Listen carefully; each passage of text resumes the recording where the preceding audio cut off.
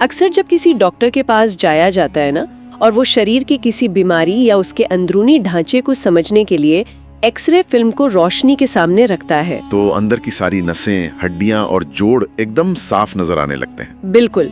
उस एक पारदर्शी फिल्म से शरीर का पूरा जटिल सिस्टम समझ आ जाता है कि खून कहाँ से कहाँ बह रहा है और कौन सा हिस्सा पूरे ढांचे को संभाले हुए है। और देखिए, ये शरीर को समझने का सबसे सटीक तरीका है। बाहर से जो चीज एक साधारण सी त्वचा दिखती है, अंदर वह एक बहुत ही व्यस्त और व्यवस्थित तंत्र होता है। हाँ, एकदम सही कहा। और मजे की बात यह है कि यही बात किसी भी जमीन के टुकड़े पर भी लागू होती है। मैं यही सोच रही थी कि अगर एक पूरे राज्य की जमीन का, मतलब उसके भूगोल का एक एक्सरे निकाला जाए तो क्या दिखेगा। जाहिर है, बहुत कुछ ऐसा दिखेगा जो आमतौर पर नक्शों में छिप जाता है। बिल्कुल। और आज की इस गहन चर्चा में कुछ ऐसा ही करने की कोशिश की जा रही है। आज हम उत्तर प्रदेश के विशाल और जटिल नदी तंत्र का एक तरह से भौगोलिक एक्सरे करेंगे। इस पूरी चर्चा के लिए हमने एक बहुत ही विस्तृत भौगोलिक विश्लेषण यानी एक ज्योग्राफिकल एनालिसिस वीडियो को अपना मुख्य स्रोत बनाया है। इस वीडियो ने पूरे राज्य के वाटर नेटवर्क को बहुत ही बारीकी से डिकोड किया है। और शुरुआत में ही ये स्पष्ट करना जरूरी है कि आज का मिशन नदियों के नाम की कोई उबाऊ सूची रटना बिल्कुल नहीं है। एकदम नहीं। क्योंकि अगर भूगोल को सिर्फ रटने की कोशिश की जाए ना, तो जमीन का असल इतिहास और उसकी कहानी हमेशा के लिए छिप जाती है। स्रोत सामग्री में भी ये साफ तौर पर उभारा गया है कि ये नदियां महज पानी के स्रोत नहीं है। हाँ, बल्कि ये टोपोग्राफी यानी जमीन की बनावट का आईना है। आज का लक्ष्य इन जलधाराओं को नक्शे पर खींची गई नीली रेखाओं की तरह नहीं, बल्कि इस पूरे राज्य की धड़कती हुई जीवन रेखाओं के रूप में समझना है। बिल्कुल। और इस जटिल तंत्र को आसानी से समझने के लिए हमारे स्रोत ने एक बहुत ही शानदार रणनीति पेश की है। नदियों को उनके उद्गम के आधार पर, मतलब वे कहाँ जन्म लेती हैं, इस आधार पर 3 हिस्सों में बांटा गया है। अच्छा, तो वो 3 हिस्से कौन से हैं? पहला हिमालय की ऊंची चोटियां, दूसरा समतल मैदान और तीसरा दक्षिण के पठार। ये विभाजन तो बहुत ही तार्किक लग रहा है। और ये जानकारी न केवल परीक्षाओं के लिए, बल्कि हमारे आसपास के भूगोल और कृषि के गहरे संबंधों को समझने के लिए भी बेहद रोमांचक है। हाँ, क्योंकि उत्तर प्रदेश की जो पूरी सांस्कृतिक और आर्थिक नींव है, वो इन्हीं 3 अलग-अलग जल प्रणालियों पर ही तो टिकी हुई है। अगर एक बार जमीन की अदृश्य ढलान समझ आ जाए, तो मानव बस्तियों के बसने का रहस्य भी अपने आप सुलझने लगता है। तो चलिए, बिना किसी देरी के इस राज्य के सबसे ताकतवर जलतंत्र से शुरुआत करते हैं, यानी वो नदियां जो उत्तर में हिमालय के विशाल पहाड़ों से निकल कर आती हैं। स्रोत सामग्री बताती है कि ये वो नदियां हैं जो कभी सूखती नहीं हैं, जिन्हें बारहमासी कहा जाता है। और इनके बारहमासी होने के पीछे का विज्ञान एक तरह के दोहरे सुरक्षा चक्र पे निर्भर करता है ना? जी हाँ, बिल्कुल। इन नदियों को जिंदा रहने के लिए सिर्फ बारिश या मानसून के पानी का इंतजार नहीं करना पड़ता। हाँ, और इस दोहरे सुरक्षा चक्र को समझने के लिए ना, वीडियो एनालिसिस से मुझे इकोनॉमी और रोजगार की एक बेहतरीन उपमा सूझी है। अच्छा, वो क्या है? अगर हिमालय की इन नदियों की तुलना कर्मचारियों से की जाए, तो ये वो वेतन भोगी कर्मचारी या सैलरीड एम्प्लॉई है जिनका बैंक अकाउंट कभी खाली नहीं होता। अरे वाह, ये तुलना तो अर्थशास्त्र और भूगोल का एक बहुत ही दिलचस्प मिश्रण है। मतलब अगर इसे थोड़ा और खोला जाए तो इसका सीधा मतलब है कि इन्हें प्रकृति से एक तरह की आर्थिक स्थिरता मिली हुई है। ठीक, यही बात है। क्योंकि इन्हें प्रकृति के खाते से 2 तरफ से भुगतान मिलता है। एक तरफ तो जब मानसून आता है तो भारी बारिश के रूप में इन्हें एक बहुत बड़ा सालाना बोनस मिल जाता है। हाँ, और ये बोनस इतना विशाल होता है कि कई बार किनारे टूट जाते हैं और भयंकर बाढ़ आ जाती है। बिल्कुल।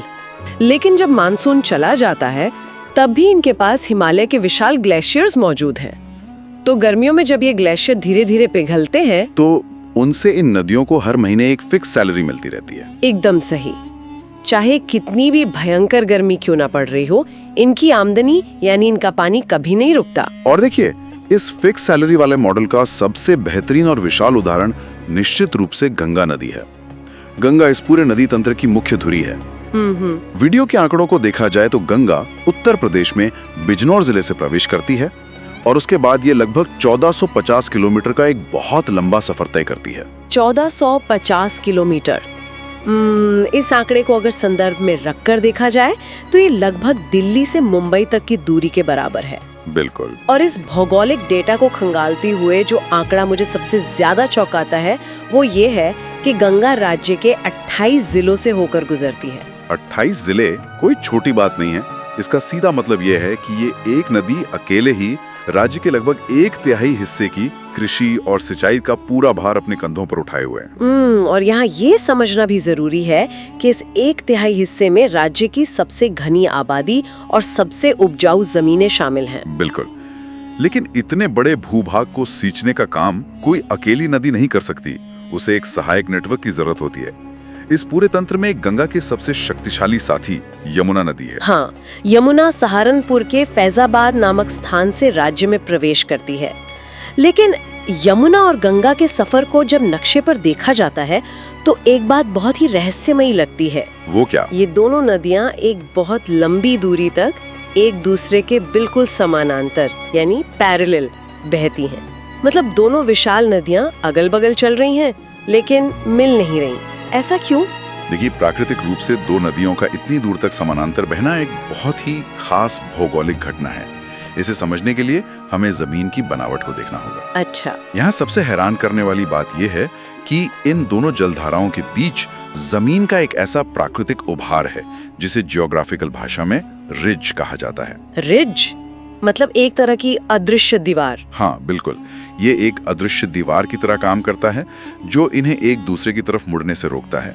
ये समानांतर सफर सैकड़ों किलोमीटर तक चलता है जब तक कि वे प्रयागराज नहीं पहुंच जाती। और प्रयागराज में आके जमीन का प्राकृतिक झुकाव अचानक बदल जाता है ना? एकदम सही। वो रिज खत्म हो जाता है और टोपोग्राफी इन दोनों विशाल नदियों को आपस में मिला देती है। बहुत ही दिलचस्प। अच्छा, इसी हिमालय सैलरी टीम में एक और नदी है जिसका सिर्फ भौगोलिक ही नहीं बल्कि सांस्कृतिक और ऐतिहासिक वजन भी बहुत ज्यादा है, घाघरा नदी, जिसे सरयू के नाम से भी जाना जाता है।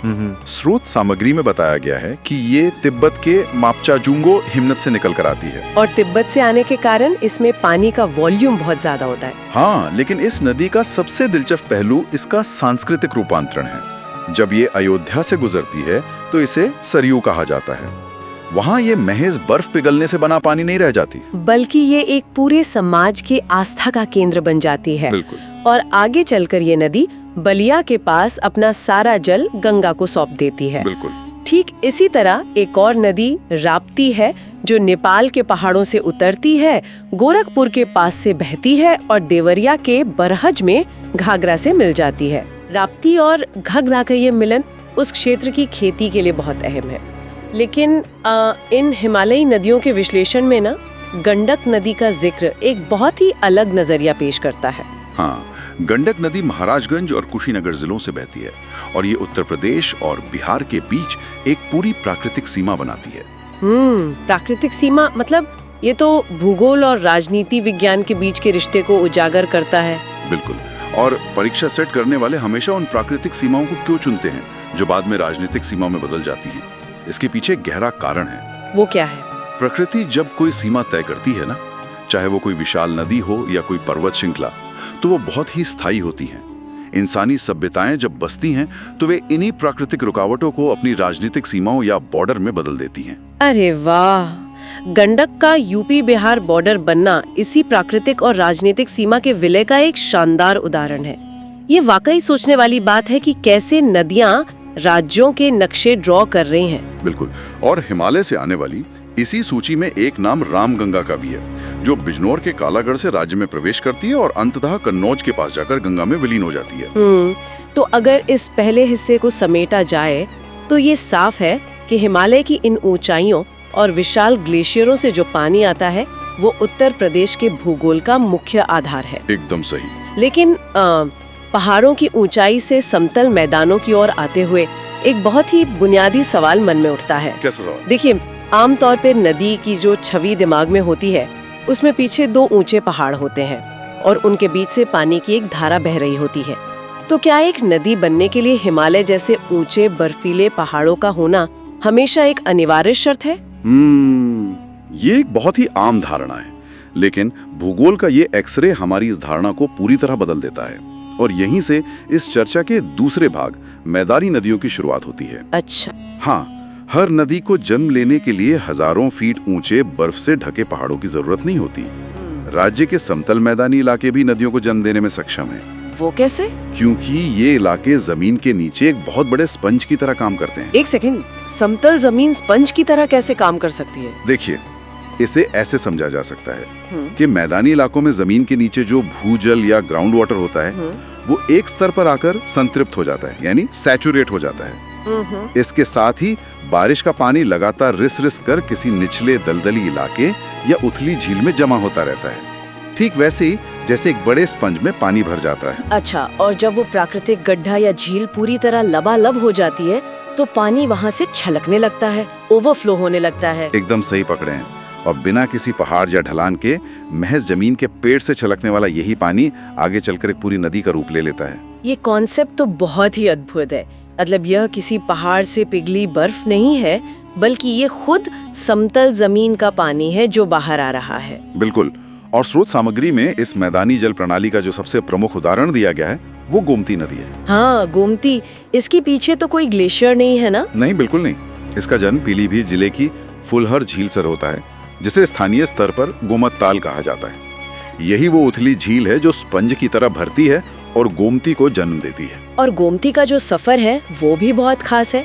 ये कोई वीरान इलाकों से नहीं, बल्कि राज्य के सबसे घनी आबादी वाले शहरों से होकर गुजरती है। हाँ, लखनऊ, सुल्तानपुर और जौनपुर जैसे बड़े शहर इसी नदी के किनारे बसे हैं और अंत में ये गाजीपुर के पास गंगा में मिल जाती है। इन दोनों प्रणालियों को देखते हुए ना मेरे दिमाग में एक और उपमा आ रही है। अगर हिमालयी नदियाँ राज्य की मुख्य धमनियाँ या मेन आर्टरीज है जो पूरे शरीर का मुख्य भार उठाती हैं, तो ये मैदानी नदियाँ क्या भूमिका निभा रही हैं? तो ये मैदानी नदियाँ उस शरीर की अंदरूनी नसें हैं। आकार में ये भले ही गंगा या यमुना जैसी विशाल ना हो, लेकिन राज्य का जो आंतरिक हिस्सा है वहाँ की स्थानीय कृषि और पूरे इकोसिस्टम को असल में ये अंदरूनी नसें ही जिंदा रखती हैं। अरे वाह, इस एनालिसिस से तो मैदानी नदियों का महत्व बिल्कुल स्पष्ट हो जाता है। बड़ी नदियां अर्थव्यवस्था का ढांचा बनाती हैं, लेकिन ये छोटी नदियां स्थानीय जीवन का आधार हैं। बिल्कुल। और गोमती के अलावा वरुणा नदी भी इसी स्पंज इफेक्ट का परिणाम है ना? जी हाँ, वरुणा प्रयागराज के मेलकलचूरी नामक एक दलदली क्षेत्र से निकलती है। एक साधारण से दलदल से शुरू होकर ये वाराणसी तक जाती है और वहाँ गंगा में मिल जाती है। और सई नदी भी इसी प्रक्रिया का हिस्सा है। हरदोई की भिजवान झील से ये अपनी यात्रा शुरू करती है और जौनपुर में जाकर गोमती में मिल जाती है। बिल्कुल। ये तथ्य ये सोचने पर मजबूर करता है कि पैरों के नीचे समतल मैदानों में पानी का एक अपना ही गुप्त तंत्र चल रहा है। खैर, हिमालय की फिक्स सैलरी और मैदानों के स्पंज को समझने के बाद अब राज्य के दक्षिणी हिस्से की ओर रुख करते हैं। हाँ, ये प्रायद्वीपीय पठार का क्षेत्र है और यहाँ आते ही भूगोल, मिट्टी और नदियों का मिजाज पूरी तरह से उग्र हो जाता है। बिल्कुल। जब स्रोत सामग्री में इस दक्षिणी पठार की नदियों का अध्ययन किया गया तो मेरी रोजगार वाली वही एनालॉजी फिर से सामने आ गई। अच्छा, तो अब इन नदियों को क्या नाम दिया जाए? देखिए, दक्षिण के पठार से आने वाली नदियों को ना तो सैलरीड कर्मचारी कहा जा सकता है और ना ही स्पंज। इन्हें अक्सर मॉनसून के फ्रीलांसर या मौसमी योद्धा कहना ज्यादा सही होगा। फ्रीलांसर। इस विशेषण के पीछे क्या तर्क है? तर्क बहुत साफ है। इन नदियों के पास ना तो हिमालय जैसी कोई फिक्स्ड सैलरी है और ना ही मैदानी झीलों जैसा कोई लगातार रिसने वाला ग्राउंड वाटर सिस्टम है। हाँ, ये तो है। इनका अस्तित्व पूरी तरह से मानसून के मूड पर निर्भर करता है। मतलब जब मानसून का प्रोजेक्ट इन्हें मिलता है तो बारिश का सारा पानी इनमें आ जाता है और इनमें भयानक उफान आता है। ये किनारे तोड़कर तबाही मचाती हैं। और जैसे ही सर्दियां आती हैं या गर्मियां शुरू होती हैं, इनका प्रोजेक्ट खत्म हो जाता है। एकदम सही। कई जगह तो ये नदियाँ पूरी तरह सूख जाती हैं और जमीन पर सिर्फ एक पथरीला रास्ता नजर आता है।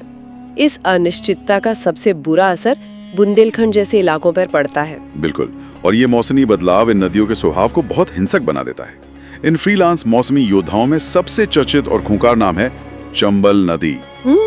चंबल, ये तो मध्य प्रदेश की जानापाओ पहाड़ी से निकलती है ना? हाँ, और उत्तर प्रदेश में आगरा और इटावा की सीमा पर आकर यमुना में मिल जाती है। चंबल का नाम आते ही भूगोल से ज्यादा इतिहास याद आता है।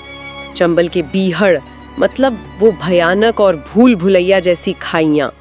लेकिन ये सवाल बहुत परेशान करता है कि सिर्फ पानी की एक धारा जमीन को इतने हिंसक तरीके से कैसे काट सकती है। देखिए, अगर हम इसे बड़े परिदृश्य से जोड़कर देखें ना, तो इस सवाल का जवाब अवनालिका पर्दन या अंग्रेजी में जिसे गली इरोजन कहते हैं उसमें छिपा है। चंबल का जो पूरा इलाका है, वहाँ की मिट्टी बहुत ही मुलायम जलोढ़ मिट्टी है। इस गली इरोजन को अगर एक विजुअल उदाहरण से समझा जाए तो बात साफ हो सकती है। मान लीजिए सामने सूखी भुरभुरी मिट्टी का एक बहुत बड़ा ढेर रखा है और अचानक से ऊंचाई से उस पर एक पूरी बाल्टी पानी उड़ेल दिया जाए, तो पानी फैलने के बजाय क्या करेगा? पानी की गिरने की ताकत उस मुलायम मिट्टी को बुरी तरह फाड़ देगी और उसमें गहरी खाइयां बना देगी। ये दृश्य गली इरोजन के विज्ञान को समझने के लिए एकदम सटीक है। चंबल के मामले में इस बाल्टी का आकार दक्षिण के पठार पर होने वाली मानसून की भयानक बारिश तय करती है। अच्छा, तो जब ये अथाह पानी बहुत तेज वेग के साथ ढलान से नीचे गिरता है, हाँ, और मैदानी इलाके की उस मुलायम मिट्टी से टकराता है, तो वो उसे गहरे गड्ढों और खाइयों में काट देता है। सदियों से चली आ रही इसी हिंसक टक्कर ने उन खतरनाक बीहड़ों का निर्माण किया है। बाप रे, ये प्रकृति की ताकत का एक बहुत ही खौफनाक लेकिन अद्भुत रूप है। चंबल के अलावा दक्षिण के इन फ्रीलांसरों की सूची में और कौन-कौन सी अहम नदियां हैं? इस इलाके की नदियों में बेतवा का नाम बहुत महत्वपूर्ण है। ये मध्य प्रदेश में भोपाल के पास से निकलती है, ललितपुर और झांसी होते हुए हमीरपुर में यमुना से मिल जाती है। इसके साथ ही केन नदी भी है, जो कैमूर पहाड़ियों से निकलकर बांदा में यमुना से मिलती है। अच्छा, इस पूरे दक्षिणी तंत्र के नक्शे को देखते हुए एक पैटर्न उभर कर सामने आता है। चंबल, सिंध, बेतवा, केन, ये सारी नदियां दक्षिण पश्चिम से निकल रही हैं और उत्तर पूर्व की दिशा में बह रही हैं। बिल्कुल, और एक और दिलचस्प बात ये है कि ये सब की सब जाकर सिर्फ यमुना नदी में ही क्यों मिल रही हैं? गंगा में क्यों नहीं? देखिए, ये सवाल इस पूरे पठारी जल तंत्र के रहस्य को खोल देता है। पानी का एक सीधा सा नियम है, वो हमेशा ढलान का पालन करता है। मध्य भारत का जो पठार है, जिसे सेंट्रल हाईलैंड्स कहा जाता है, उसकी एक अदृश्य प्राकृतिक ढलान है जो उत्तर और उत्तर पूर्व की ओर झुकी हुई है। इसका मतलब है कि ये नदियां अपना रास्ता खुद नहीं बना रही हैं, बल्कि वे बस उस विशाल ढलान पर फिसल रही हैं। ठीक, यही बात है।